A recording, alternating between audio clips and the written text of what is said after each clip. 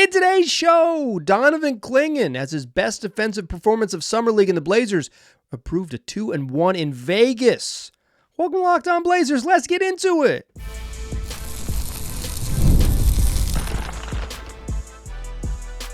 You are Locked On Trailblazers, your daily Portland Trailblazers podcast, part of the Locked On Podcast Network. Your team every day. What up, world? It's your past first point guard and Trailblazers reporter, Mike Richmond. You are listening to another episode of Locked On Blazers, part of the Locked On Podcast Network, available wherever you get podcasts and also on YouTube. Thanks for making the show your first listen, coming at you each and every weekday, Monday through Friday. So make it a part of your daily routine. Make it your first listen. Tell your friends to do the same. It's Locked On Blazers, your team every day. In today's show, we're talking Blazers' third Summer League game. They improved to 2-1 with an 82-80 win over the Washington Wizards. And I think this was Donovan Clingan's best defensive performance of the 3 games we've seen him in a Blazers uniform. Sort of a Blazers uniform. Not a Blazers NBA uniform, but certainly a Blazers uniform. Undeniably a Blazers uniform.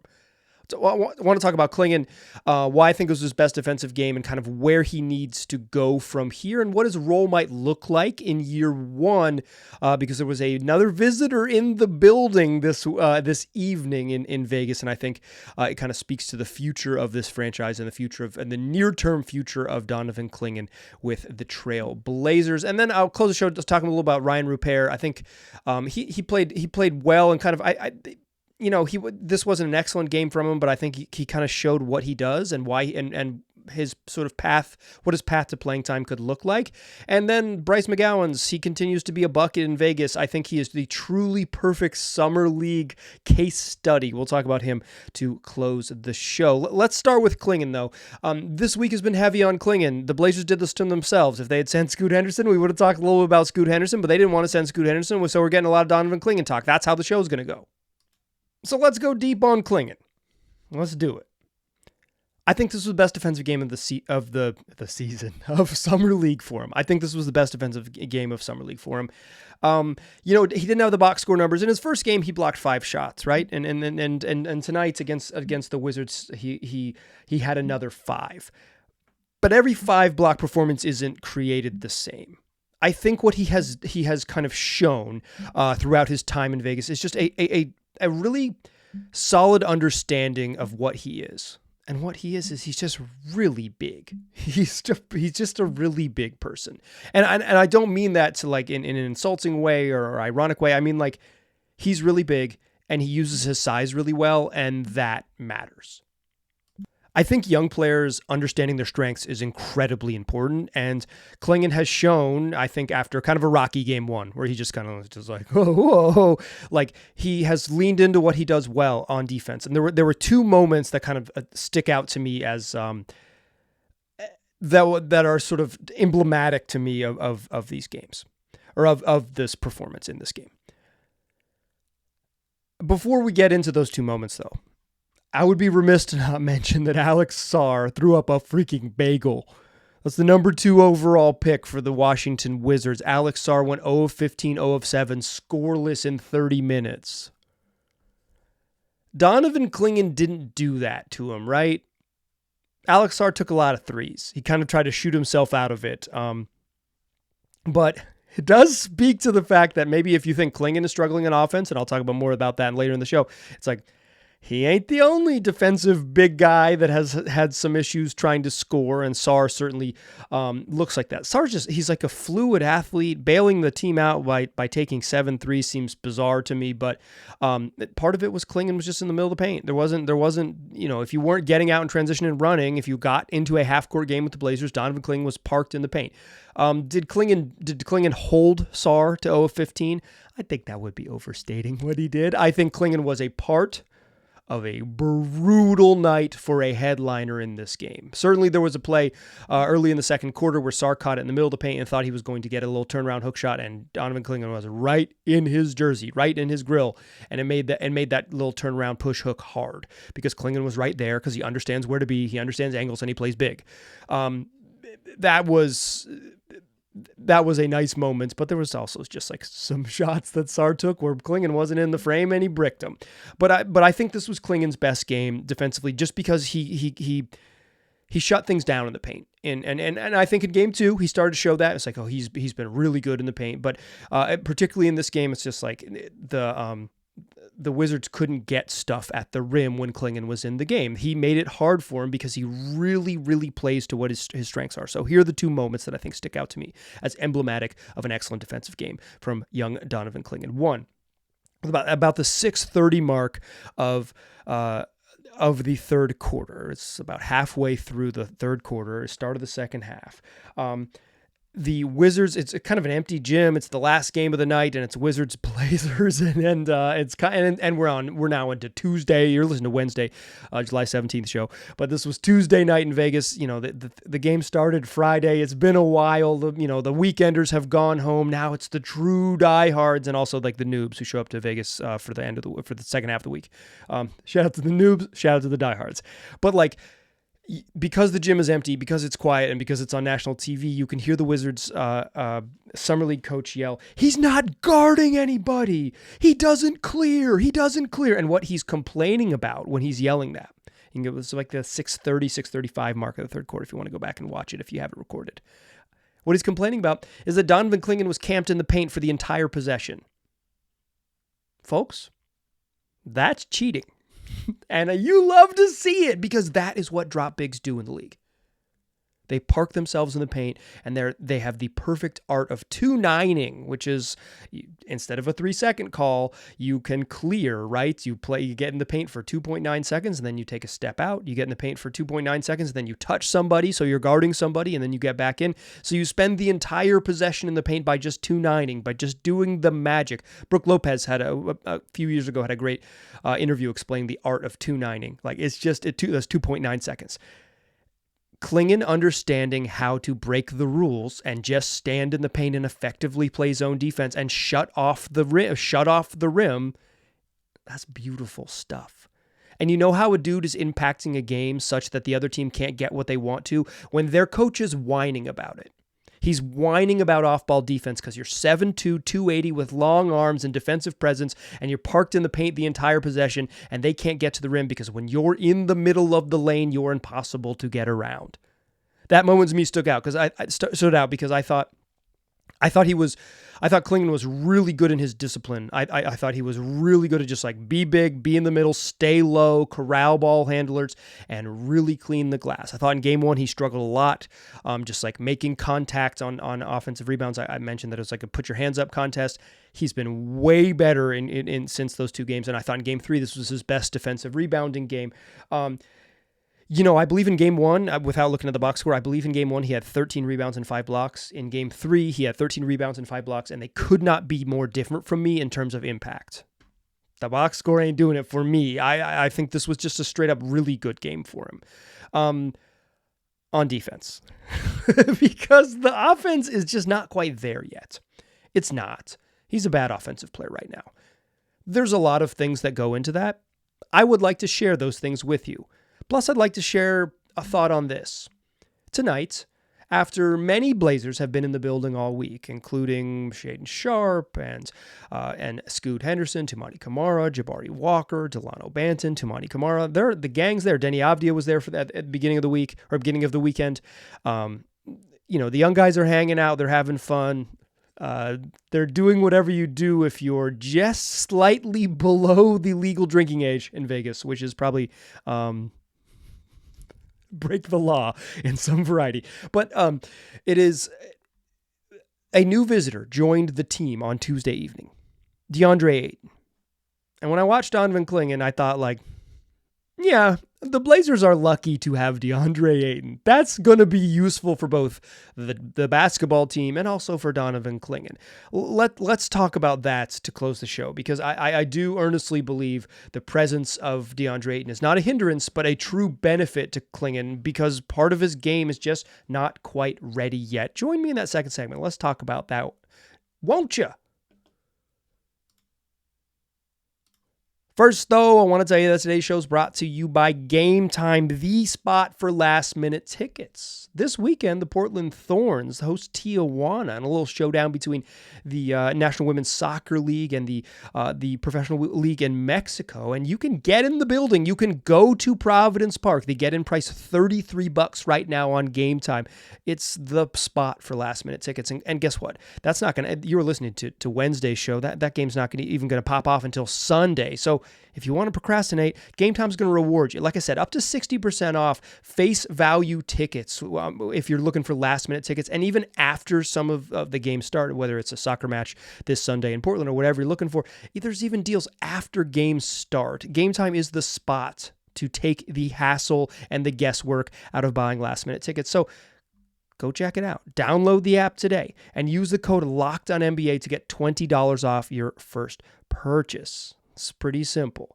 Download the app, create an account, and use the redemption code LOCKEDONNBA. That's LOCKEDONNBA, and you'll get $20 off your first purchase. It's game time. Last minute tickets, lowest prices, guaranteed. All right. The Blazers on social media. They're both on their team account, and Casey Holdall, Blazers reporter, shared an image as well on social media of DeAndre Ayton in the building in the beautiful Thomas and Mack Center right there on the campus of UNLV in Las Vegas, Nevada. The Blazers have been lucky enough to play in the big gym, baby. They haven't been in Cox Pavilion yet. They've been in the big gym playing at Thomas and Mack. And who was in the big gym with him? DeAndre Ayton. Didn't make the Olympics, sadly, came up just short, and so he doesn't have as much structure to his summer as he otherwise would have had. He'd been 10 days away from playing the Olympics. So he joined the team in Vegas. What up? And it made me think a couple things. One, it's good to see DA there. I was clocking that maybe some of the Blazers' older vets hadn't shown up in the gym. It's like, what's Jeremy Grant doing? He's probably in Paris getting fits off. Where's Anthony Simons? He's laying low because they refuse to mention his name. But DA's there. It's like, all right, good. One of the more veteran players, DeAndre in the ripe old age of 25, an old man on the Blazers' current roster. Good to see him there. And it got me thinking, like, Portland is lucky to have DA because Donovan Clingan's not ready for a big role. He's not. I think one of the keys for Donovan Clingan, once Summer League wraps up, is to get in incredible shape. Show up into training camp in the best shape of your life. It's kind of a cliche this time of year, but for Clingan, like, it's such a weird transition from like college to lottery pick where you kind of like have to take some time off and then you get into Summer League and you haven't played in a while. And then you kind of like, not only have you haven't played in a while, now it's like new system, new everything, new terminology, new coaches. And then you just go away for a little bit. Go away. It's like, most young guys will maybe circle back in the last week or last couple weeks of August, but like he's probably got a month before everybody's back, and then the veterans around Labor Day is when veterans like really come into camp, and that's like when it really starts to be real at NBA, like as NBA guys ramp up, and then preseason starts in October. So you have like a month. Some young guys are back in August, some young guys are back late August. But like Labor Day, so he'll have somewhere between a month and 6 weeks off. And that's off from structured team stuff. August is kind of a sacred vacation day or sacred vacation month for coaches and executives in the NBA. They work busy lives, and that's their time to get away. But for young guys like Clingan, he can take a vacation. I hope he does. But like this is the time to get in like fantastic shape. Because he's not quite there yet. He's not quite there cardiovascular wise. He wasn't a big minute guy in college. I don't expect him to be a big minute guy in the pros. He's playing 22 and a half minutes a game as a sophomore at UConn. He's not going to morph into much more than that in the pros. But what the Blazers really need Clingan to be able to do is to give them 24 really good minutes of NBA basketball. At the most. Most likely it's 18. I feel like 16 to 18 is probably a very reasonable role. That's because the Blazers are lucky to have DeAndre Ayton. He's going to play 30 to 32 minutes a night. He's your starter, and he's going to play. I don't think there's a question about that. I don't think there should be a question about that. I think it is normal and good, and I think the Blazers will benefit from having a player who is much better than Donovan Clingan on the court to do those things. I'm a little lukewarm on, like, if you're every day, or, I'm a little lukewarm on DeAndre Ayton. I don't love his game. It doesn't speak to me. I don't think he does the things. I don't think his game he doesn't have the skill set that, like, you'd want from a modern NBA center. He just doesn't do the things you'd want. He's not an elite rim protector. He's not an elite playmaker. He's not an elite screen setter. He doesn't space the floor beyond 17 feet. He doesn't, he has some limitations. But he's a good offensive player. He can score. He can get you 20 and 10. Even with those limitations, he's productive, and he's so clearly the Blazers' best center by like a lot, by like a ton.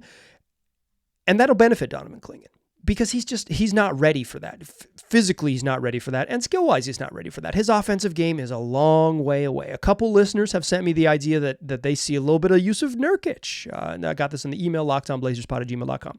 A couple of you have sent me an email saying, like, hey, Clingan's got a little Nurk to his game. The size and the passing chops and the missed layups. Yeah, I see that too. It's not exactly the same as Nurk, because I feel like sometimes Yusuf Nurkic would go up with little flip shots. And I think Clingan's problem is that he goes up with two hands. And I think if you go up with two hands and not one, like you say, okay, I'm going to go up hard with my right hand and create space. You play a little smaller. A two-handed jump shot around the rim, you play a little, or like push shot around the rim, you play a little smaller than you could if you went up with one. You go up with two, you're stronger. You can protect a little better. Like probably my youth coaches out there saying, go up with two hands, go up strong. And I hear you. But when you're as big as him, like creating a little bit of space, and it could be valuable. Just like be bigger, use your right hand. You can hold the ball like a freaking grapefruit. That's his problem. I think that he doesn't have great, he just doesn't have great touch outside of 8 feet. So it's really like scoring around the rim. He hasn't shown much touch, period, in the summer league, although he did hit a three. He finally made one. He didn't want to shoot it, then he did want to shoot it, pump fake. Okay, I'm going to shoot it, and kind of line drived it right over the rim, made his first three of summer league. But some of it is just like go up with a little more confidence and not protect the ball so much. The other thing is like seal a little bit better. He's got to get a little stronger, because sometimes he'll have post seals and he just isn't strong enough to hold the guy off. He had one at Keyshawn George where he just could. George ended up fouling him, but if he had just been able to really seal him and put Keyshawn in jail, right? Put George in jail and say, like, you're stuck on my hip, buddy. I weigh 280 pounds. You're not going anywhere. Like, when I lean on you, what are you going to do? And Clingan will get there and get stronger, but he needs to get there. He does the things. He has the skill set, and the skills that I absolutely would want. I would make it a lab for the perfect modern center. He doesn't shoot, so maybe not perfect modern center. That might have been overstating it, but a modern center. He's a really understands defense, and he wants to play it, and he's a very good rim protector for a young player. He might not be very good in the pros right away, but I think he has the tools to be very good at some point in the near future. He can rebound. When he wants to, he does set physical screens, and he can really pass and play out of the high post, so it mitigates some of his shooting issues because he can be a playmaker. His skill set is not the same as DeAndre Ayton's. Hopefully he learns some stuff from DeAndre Ayton, but they're not exactly a guy you're going to model your game after. But DA eating up minutes and being productive and not throwing Donovan Clingan into the sort of into the fire, into a bad role for him, I think is going to be incredibly valuable. I mentioned another scene from Game 3 of the Blazers Summer League experience. Under 50 seconds left, Bub Carrington, he's great in this game, taken 14th overall to pick the Blazers, traded to the Wizards for Denny Avdia out of Pittsburgh. He's one of the youngest players in the draft, and he's like a combo-y guard. And I've watched now 2 full Wizards games in Summer League. I watched their first game against the Hawks as well, and Carrington was really good in that one too, and he was good in this one. Maybe didn't have the best box score, but I thought he was really good in this game. And Clingan jumped out on a step back attempt off of like a long rebound from Carrington and blocked a 3-pointer. Clingan's got the stuff on defense. Twice now in the last 2 games, he's blocked a jump shot in the with under a minute left in a close game. The Wizards were down 2 possessions at the time, but it was still like a single-digit game with their best player shooting a three-pointer, and Clingan confidently moved out and blocked a jump shot. He's got the tools to be special. He's not ready for it quite yet. But those 2 scenes, a dude who understands how to break the rules and has a coach complaining, and a guy blocking jump shots in crunch time, that's exactly what you want when I think of what I want out of a center. It's making those being that type of defensive anchor. I can't imagine a world where I think the best value that a center can give in the modern NBA is being elite protecting the rim. The other stuff is gravy and useful, and there's obviously Jokic and Embiid kind of skew the whole plan, but the best thing a center can do is protect the rim. That is their best value, unless they're Nikola Jokic and one of the best offensive players we've ever seen play the game. That's a different thing. Clingan's got it, and I think good for him because he's got the stuff on defense. Whether he puts it together and what that looks like and how long it takes is another question that we'll answer in the fall. But he has the juice to be a good defensive player. He has want to, feel, understanding, timing. He has all of it. But I'm so if you're just thinking about his development, I'm so thankful they don't have to throw him into the Wolves. I'm watching Scoot Henderson where he needed to play. It was the right thing to do to throw him out there and say, you need to play 35 minutes a night. Because he looked like he was going to be more polished and more ready, and point guards need the ball to make it happen. So if he's going to play, you need to give him the ball and let it go. Clingan is not that. And he's just not ready for it either. And the way that Scoot wasn't ready for it either, and eventually had to change his role, and I think that was better for Scoot in the end, was changing his role. I was wrong about screaming for him to play more minutes. Clingan, I think I maybe have learned my lesson a little bit. He's probably only going to have a chance to play 16, 18, 20 minutes a night. And that's perfect for him because if you gave him more, he would struggle, and maybe that would not lead to the best sort of environment for him to grow in. DeAndre Ayton gives Donovan Clingan a chance to have a good environment to grow in, and then maybe as soon as the trade deadline, but certainly next summer, the Blazers will have to look themselves in the mirror and decide what they want to do about that 2-center conundrum.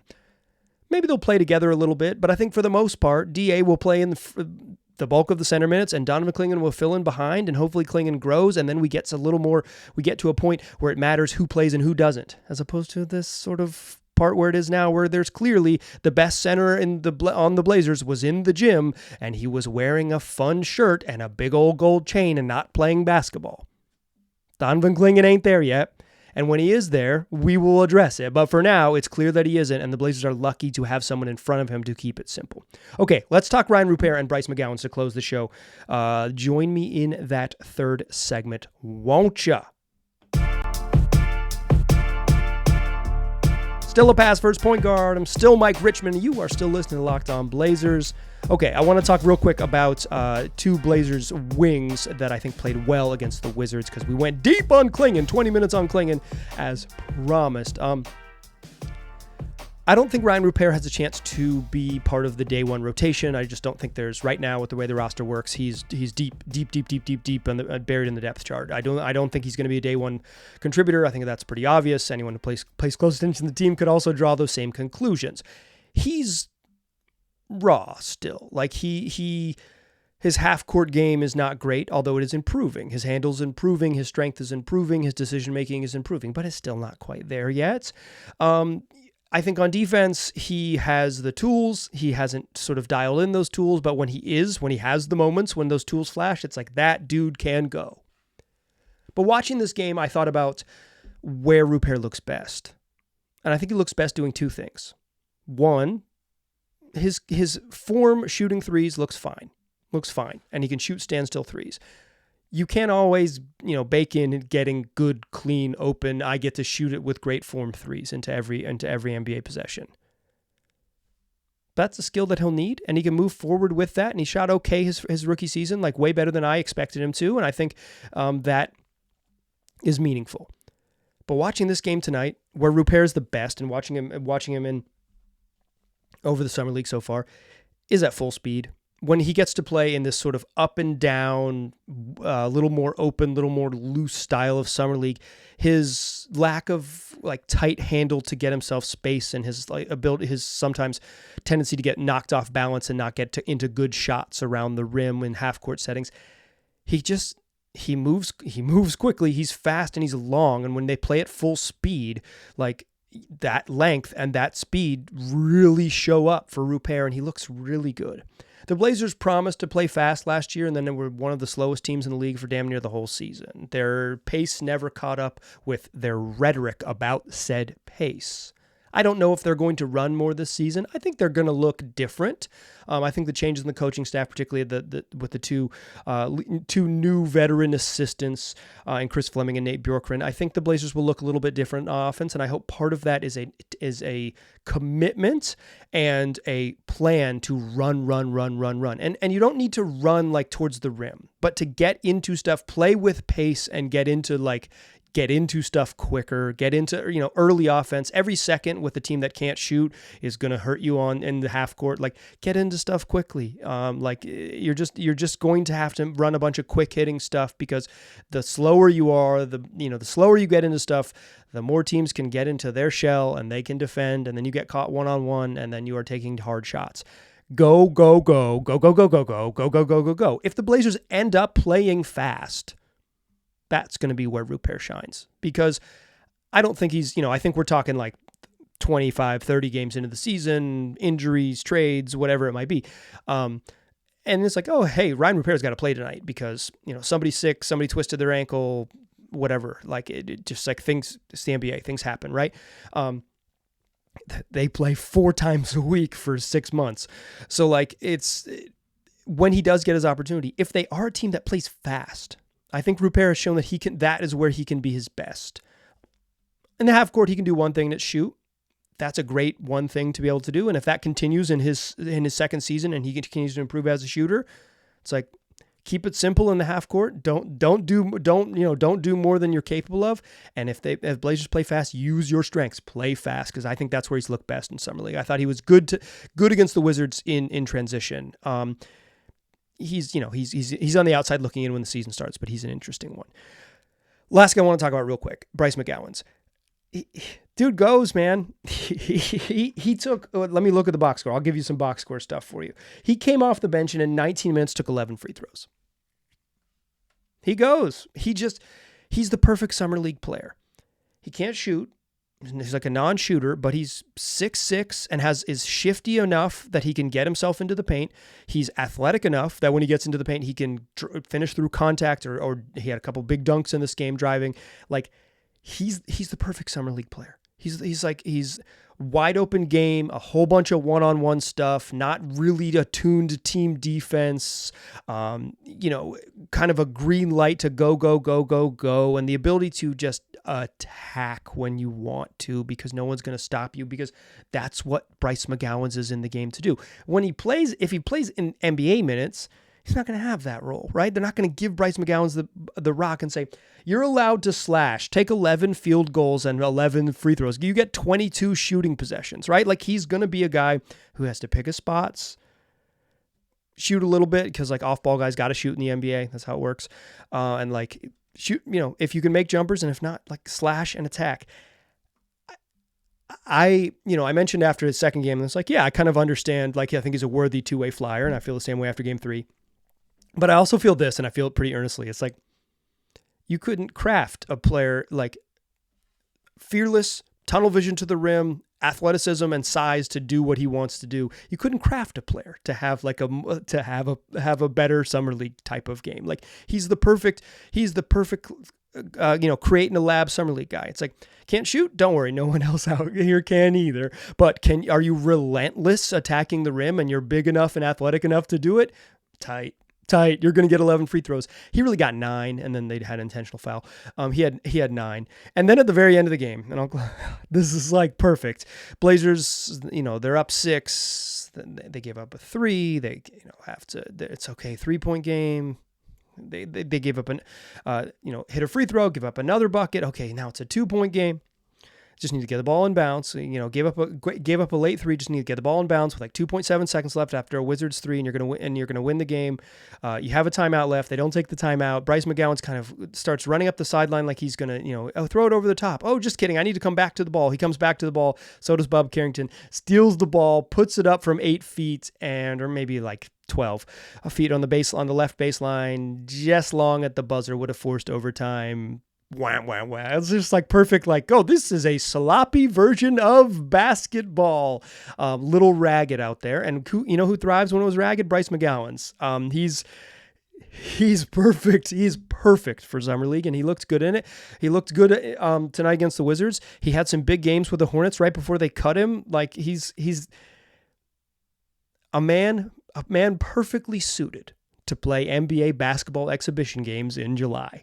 There's no harm having him on a two-way. We'll see what he's like and if he gets opportunities, and if he plays some games in the remix, how good he can be at the G League level. I think it'll be interesting for him.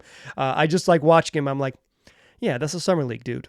That's a perfect Summer League dude. Bryce McGowens, you know what he is? He's a Summer League dude. And you know what he looked like tonight when he had 19 points, 0 rebounds, and 0 assists? A Summer League dude. He really, really did. Okay, that's going to do it for today's show. Come back for tomorrow's show. Oh, 2 things. One, tomorrow's show, I want to talk about, Chauncey Billups was on a podcast with Rasheed Wallace this week. He joined Rasheed and Tyler's podcast, Sheed Show. He had some interesting comments about veteran presences and Malcolm Brogdon. I want to share that with you in tomorrow's show. Plus, I'm going to be on the Bleacher Report app, noon Pacific time. So download the Bleacher Report app and look for my stream. I'll have a stream talking Blazers Summer League. And if you get in there, you can ask me questions. A little live chat, and we'll chat it up. I'll hang out for about 30 minutes tomorrow, about noon Pacific time.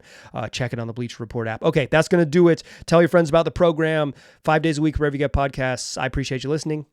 I'll talk to you soon.